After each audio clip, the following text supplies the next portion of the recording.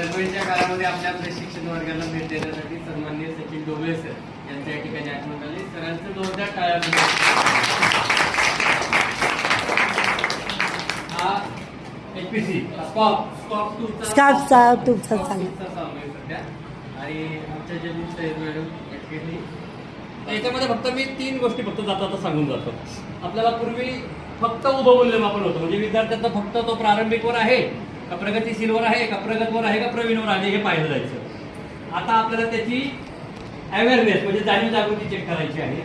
आपल्याला त्याची संवेदनशीलता म्हणजे त्याची सेन्सिटिव्हिटी चेक करायची आहे आणि आपल्याला त्याची नवनिर्मिती म्हणजे त्याची क्रिएटिव्हिटी चेक करायची.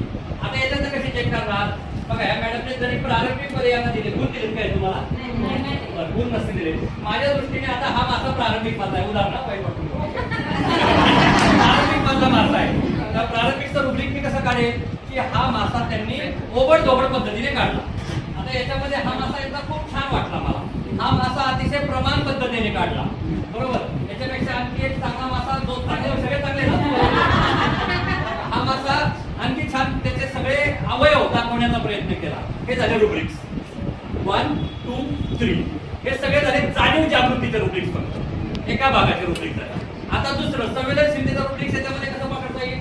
याच्यामध्ये संवेदनशीलतेचा रुब्रिक्स पकडताना आपण असं करूया की ज्यांनी मासा नुसता काढलाय ना त्यांची संवेदनशीलता प्रारंभिक स्तरावरती, यांची संवेदनशीलता प्रारंभिक स्तरावरती आहे.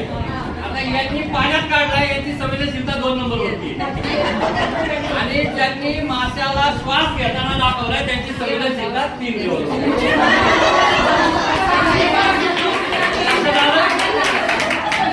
क्रिएटिव्हिटी आहे का आता फक्त तुम्हाला मी जाणीव जागृती आणि संवेदनशीलता सांगितलं. आता नवनिर्मिती सांगतो. आता नवनिर्मितीमध्ये यांनी हा मासा फक्त एका पेन्सिलने काढला. यांनी ह्या माशामध्ये लाल निळे असे 2 रंग वापरले आणि काही जणांनी यांनी शेडिंग केलं. शेडिंग केलं. हे शेडिंग केलं ही नवनिर्मिती झाली. त्या नवनिर्मितीचे 3 भाग आपल्याला त्या विद्यार्थ्यांचं मूल्यमापन इथून पुढे फक्त मासा तपासत होतो. इथून आता 3 उभे आणि 3 आडवे असे 9 रुब्रिक्सच्या द्वारे आपल्याला मुलांना तपासायचं आहे.